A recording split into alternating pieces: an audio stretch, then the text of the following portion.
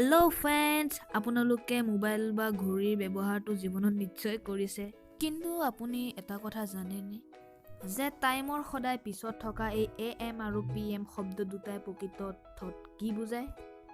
অথবা এই AM আৰু PM শব্দ দুটাৰ ফুল মিনিং কি?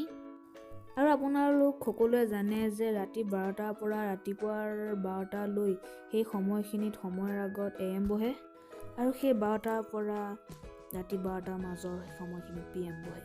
কিন্তু আপোনালোকে এইটো নাজানে যে AM আৰু PMৰ সম্পূৰ্ণ অৰ্থ বা ফুল মিনিং কি? এতিয়া মই কৈ দিওঁ যে AMৰ ফুল মিনিং হৈছে এণ্টি মিডিয়াম আৰু PMৰ সম্পূৰ্ণ অৰ্থ হ'ল বা ফুল মিনিং হ'ল পষ্ট মিডিয়াম।